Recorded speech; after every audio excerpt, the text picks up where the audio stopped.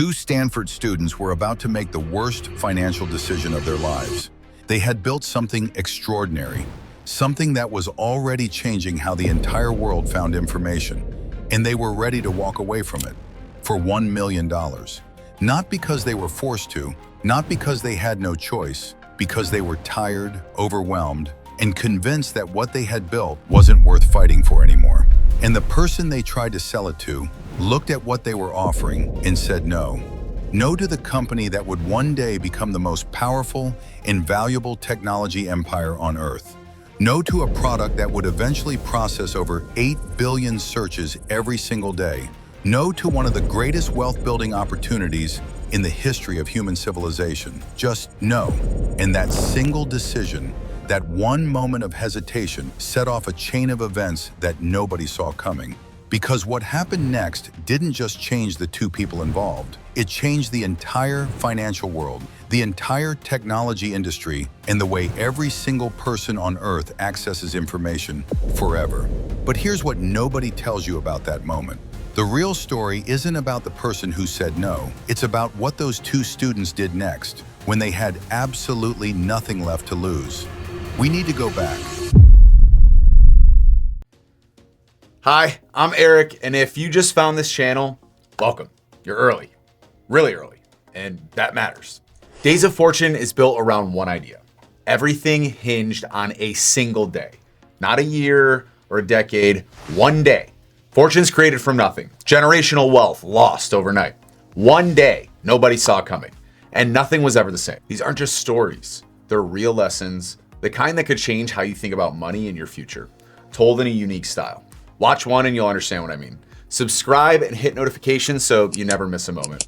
Thank you, genuinely. If these stories have you thinking about your financial future, then maybe creating content like this and turning it into a real income stream is your next move. Anyone can do this, link in the description. The biggest comebacks started with one person who decided today was the day. Really glad you're here. I'll see you inside. In the mid-1990s, the internet was a mess, an absolute chaotic, completely unnavigable mess. There were millions of web pages and no reliable way to find anything. Search engines existed, but they were primitive, slow, and wildly inaccurate. Finding what you were looking for felt less like searching and more like guessing. Into this chaos stepped two graduate students at Stanford University. Larry Page and Sergey Brin weren't trying to build a business empire. They were working on a research project, a mathematical formula for ranking web pages based on how many other pages linked to them. They called it PageRank, and it worked better than anything that had ever existed before. Their search results were so accurate, so fast, so dramatically better than every competitor that word started spreading across the Stanford campus almost immediately. Students were using it obsessively, professors were talking about it, and the traffic kept growing. But Page and Brin had a problem. Running the technology was expensive, and they were burning through money fast. They needed either funding or a buyer, and they needed one quickly. So they did what any rational person would do when sitting on top of one of the most disruptive startups in history. They tried to sell it for $1 million and walk away. And this is where the story takes a turn that will make your stomach drop. And the pressure was building fast. Page and Brin had poured everything into this, every waking hour, every resource they had. But obsession doesn't pay the bills. The servers alone cost a fortune. Stanford's infrastructure was straining under the traffic, and without money, without a partner, without someone who understood what this could become, extraordinary meant nothing. And the worst part? Nobody around them believed it could scale. Professors told them to focus on their degrees. Colleagues thought the whole thing was a distraction. Even the people closest to them couldn't see what was right in front of their eyes. So they made a decision that in hindsight seems almost impossible to believe. They were going to sell. Walk away from the most powerful search engine ever built, take their $1 million, and go back to finishing their degrees. That was the moment they almost disappeared from history entirely. But before they could disappear, they needed someone to say yes, and the odds were not in their favor. Page and Brin were broke, running on borrowed time and borrowed infrastructure. Stanford was losing patience. The servers were bleeding money every single day. $1 million wasn't ambition, It wasn't greed, it was survival. The difference between walking away with something and watching everything collapse with nothing to show for it. So they picked up the phone, made a list of every major player in the search industry, and started knocking on doors. Not knowing that what was waiting on the other side wasn't opportunity, it was rejection, over and over again.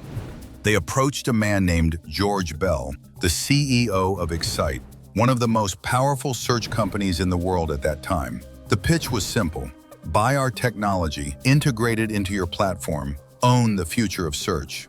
Bell looked at what they were offering, tested the product, agreed it was better than anything Excite had, and turned them down flat. His reasoning? He was worried that if search became too good, users would find what they needed too quickly and leave his site before clicking on enough ads. Let that sink in for a second. He turned down the future of the internet because he was afraid people would use it too effectively.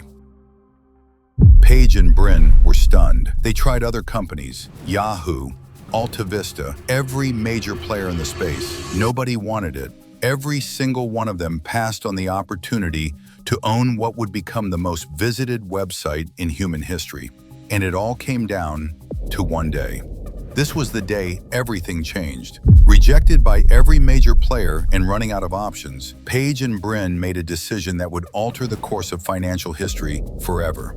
If nobody would buy Google, they would build it themselves. They secured $100,000 in funding from Andy Bechtolsheim, a co-founder of Sun Microsystems, who wrote them a check on the spot before they even had a company registered.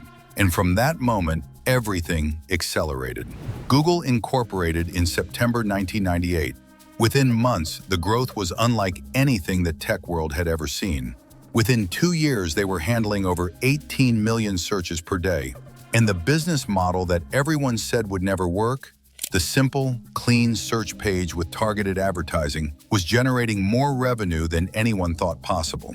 By 2004, Google went public in one of the most anticipated IPOs in Wall Street history. The two students who had tried to sell their company for $1 million were suddenly worth billions. The company that nobody wanted to buy for $1 million was now valued at $23 billion on its first day of trading, and the people who said no watched it happen from the sidelines. Today, Google is worth over $2 trillion. It processes over 8 billion searches every single day in over 150 languages across every country on Earth. It didn't just dominate the search industry, it created an entirely new model for how businesses reach customers, how information is accessed, and how generational wealth is built in the digital age. The advertising platform alone generates hundreds of billions of dollars every single year, making it one of the most profitable financial engines ever constructed. And it all traces back to one day, a day when two exhausted students tried to walk away from it all for $1 million, and the universe said no. Because here's the real lesson that day left behind. The biggest opportunities in business and in investing rarely look like opportunities when you're standing inside them.